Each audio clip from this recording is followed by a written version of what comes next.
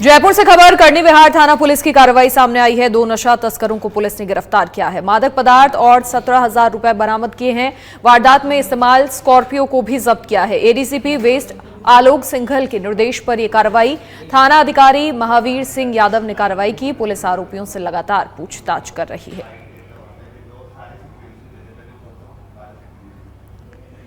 और अब टोंक से बड़ी खबर, जहां कैबिनेट मंत्री कन्हैया लाल चौधरी ने जन सुनवाई की। मालपुरा टोडा रायसिंह में जनता दरबार लगाया, लोगों की समस्याएं सुनी, समाधान के निर्देश दिए। ब्लॉक स्तरीय सभी विभागों के अधिकारी मौजूद रहे। थड़ौली, बोटुंदा सहित दर्जन भर गांव में जन सुनवाई।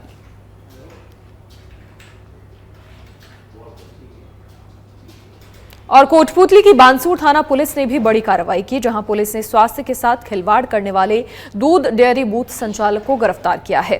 बानसूर थाना अधिकारी ने बताया कि कांजीपुरा गांव में दुग्ध डेयरी संचालक अजय यादव डेयरी में मिलावटी दूध बनाने का कार्य कर रहा था। मुखबिर की सूचना पर बड़ी मात्रा में करीबन 320 लीटर दूध और 2 कट्टे लैक्टोस पाउडर के जब्त किए। तो वहीं इस दौरान पुलिस ने मिलावटी दूध को नष्ट भी करवाया। आज दिनांक 8 फरवरी 2025 को थाना अधिकारी सुनील मलिक साहब का मेरे पास करीब 9:30 बजे के करीब कॉल पे बातचीत हुई। इस दौरान इनने हमें यहाँ पे थाने में बुलाया, जहाँ पे एक पिकअप वैन हमें मौके पे मिली है, जिसमें करीब 320 लीटर मिलावटी दूध पकड़ा गया है और करीब 2 कट्टे लैक्टोलोज पाउडर और करीब 4 टीन के जो पीपे हैं वो वनस्पति घी के मौके पे हमें पाए गए। ये करीब 8 कैन दूध के पाए गए, जिसमें 320 लीटर मिलावटी दूध पाया गया। और हमारी MFTL वैन भी हमने इस पे मौके पे जांच की है, जिसमें स्टार्च पॉजिटिव। कांजीपुरा गांव के अजय यादव द्वारा डेयरी का दूध कलेक्शन सेंटर महसाणा डेयरी के नाम से किया जा रहा था, जिस पर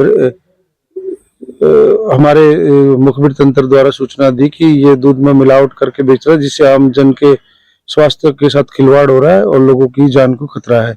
इस पर सूचनाओं को हमने और पक्का किया, और जब ये लगा कि इस समय ये मिलावट करता है, शाम के समय हमने अपने जाब्ते के साथ उसको चेक किया तो वो वहाँ मिलावट करता हुआ पाया गया, जिसमें वो वनस्पति ऑयल और लैक्टोस पाउडर मिक्सी के अंदर ग्राइंड कर जो कलेक्शन सेंटर के लिए दूध ये परचेज करता है उसमें मिलाता है। इस संबंध में महसाणा डेयरी के पदाधिकारियों से बात की तो उन्होंने बताया कि अगस्त 2024 में ही इसी कारण से इसके दूध की क्वालिटी ठीक नहीं थी, हमने इसका दूध लेना बंद कर दिया था। वर्तमान में ये दूध कहाँ दे रहा है, किन लोगों से ले रहा है, उसका अनुसंधान किया जाएगा। और अभी फिलहाल इसको गिरफ्तार किया गया है। इसके पिकअप जिससे ये इस दूध का आवागमन करवाता, वितरण करता था, जो मिलावट के उपकरण है जिसमें ये वनस्पति गर्म करता था, वो हीटर, वो मिक्सर ग्राइंडर, जो लैक्टोस पाउडर के कट्टे, खाली बड़ी मात्रा में खाली लैक्टोस पाउडर के पाउच भी मिले। जयपुर से बड़ी खबर, जहां वित्त मंत्रालय और डेयरी में नौकरी दिलाने के नाम पर ठगी, नौकरी के नाम पर लाखों रुपए ठगे गए राजधानी में घूम रहे ठग को गिरफ्तार किया। मालवीय नगर कार्यालय में तैनात कांस्टेबल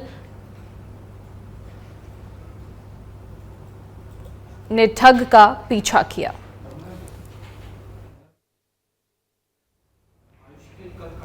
खबर जयपुर से है, जहां पर परिवहन विभाग में भी टैक्स वसूली और प्रवर्तन कार्यवाही को मजबूती देने के लिए अब पुलिस की तरह थाना वार नोडल अधिकारी बनाए हैं और सभी परिवहन निरीक्षकों को थाना क्षेत्रवार की ड्यूटी दी गई है। और सभी MVI को निर्देशित भी किया गया है कि निर्धारित क्षेत्र में यदि कोई हादसा हो या परिवहन का कोई भी इशू हो तो तत्काल उच्च स्तर पर इसके लिए संज्ञान लिया जाए। अगली खबर का रुख करेंगे। पाली के बाली से खबर है, जहां देसुरी के अटाटिया गांव में बाइक सवार बदमाश ने महिला पर चाकू से हमला कर दिया, जिससे महिला गंभीर रूप से घायल हो गई। तो वहीं बाइक सवार बदमाश महिला के आभूषण और नकदी लेकर फरार हो गया। महिला के शोर मचाने पर ग्रामीणों ने पीछा कर हमलावर को पकड़कर पुलिस के हवाले किया। तो वहीं महिला को सामुदायिक अस्पताल में भर्ती करवाया गया है।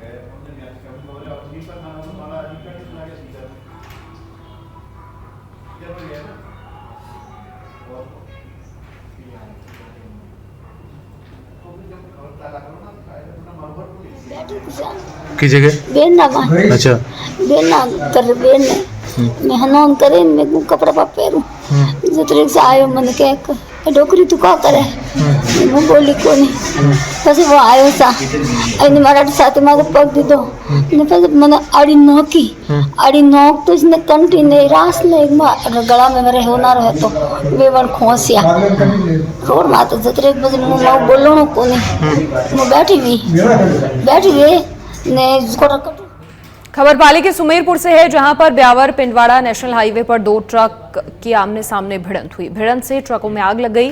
आग से दोनों ट्रक जलकर खाक हो गए। घटना की सूचना पर सांडेराव थाना पुलिस मौके पर पहुंची, साथ में दमकल की गाड़ियां पहुंची, जिन्होंने आग पर काबू पाया।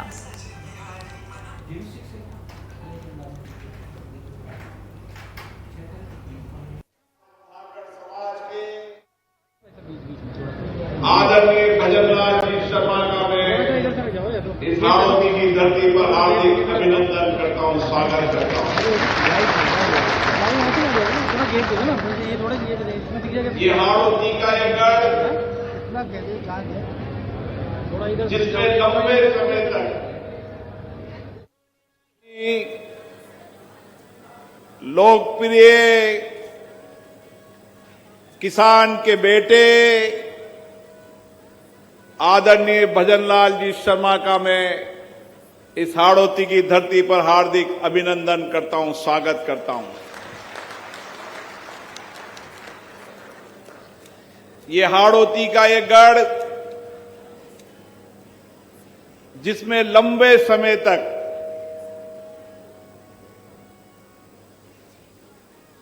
उन्होंने जीवन के महत्वपूर्ण क्षण यहां बिताए, संगठन को मजबूत करने में उनका बहुत बड़ा योगदान है और इसलिए वो जानते हैं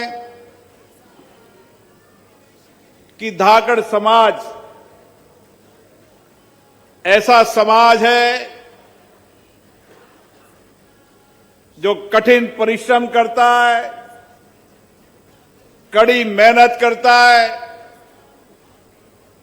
चाहे तपती धूप हो, चाहे ठिठुरती ठंड हो, अन्नदाता के लिए अन्न पैदा कर कर इस देश की सेवा करने का काम करता है। और इसीलिए मैं सभी अन्नदाताओं को प्रणाम करता हूं कि आपके कठिन परिश्रम, मेहनत, खेती के अंदर नए इनोवेशन, नए प्रयोग से ये राजस्थान की धरती के अंदर हमने कृषि के उत्पादन को बढ़ाने का काम किया और इसीलिए आज बड़ी संख्या में यहां पर आए हैं। मैं आज यहां पर आए धाकड़ समाज के राष्ट्रीय अध्यक्ष, लोकसभा में हमारे साथी रोडमल जी नागर साहब,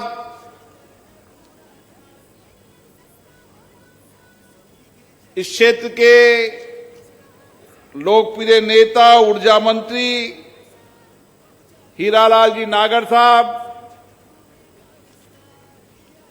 राजस्थान के शिक्षा मंत्री माननीय मदन दिलावर जी,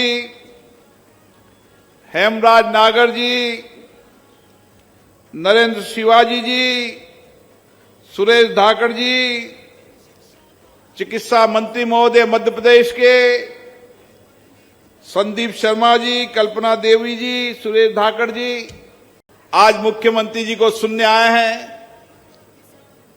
मैं तो इतना ही कहना चाहता हूं कि माननीय मुख्यमंत्री जी,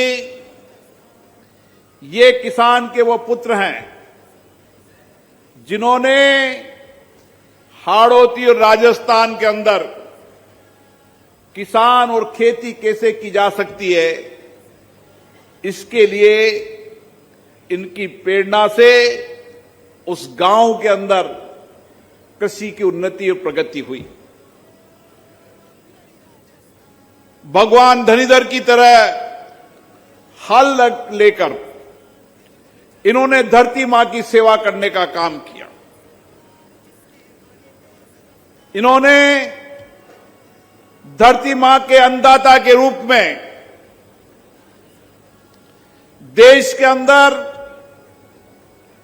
जो दुनिया की सबसे बड़ी खेती के वैज्ञानिक खेती होती है, उस वैज्ञानिक खेती का प्रयोग गांव में किया। छोटी जमीन होने के बाद भी कम जमीन में ज्यादा उत्पादन, कम लागत, कड़ी मेहनत से ही उत्पादन बढ़ाया जाता है।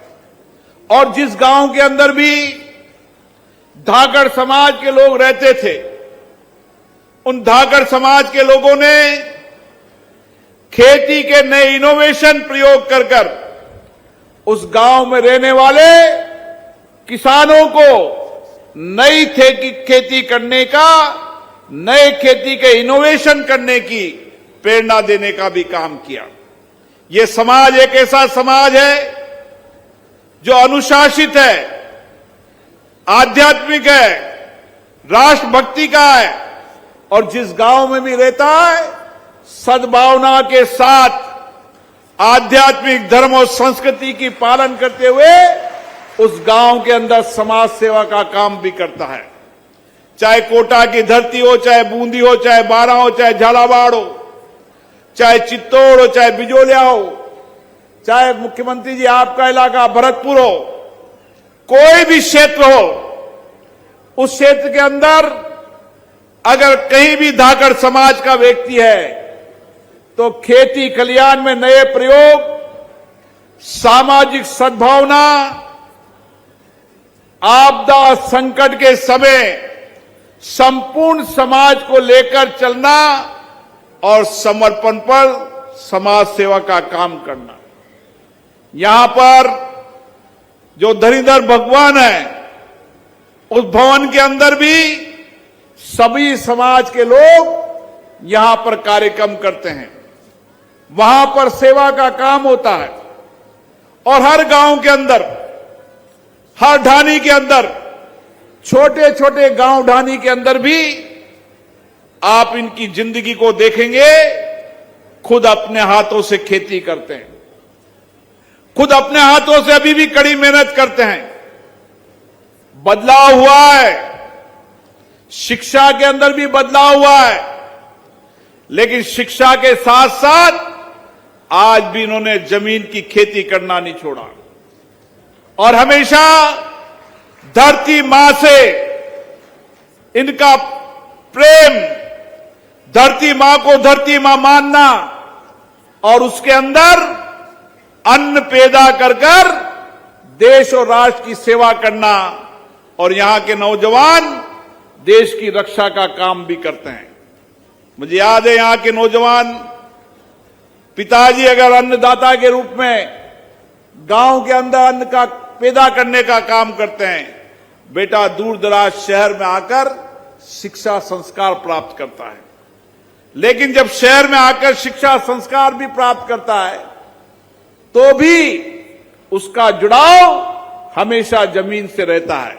और इसीलिए कोरोना के आपदा के संकट के समय जब देश के अंदर आपदा संकट आई थी, तो इस आपदा संकट के अंदर सबसे ज्यादा उस आपदा संकट से सुरक्षित रखने का काम किया तो भारत के धरती पुत्र किसानों ने किया।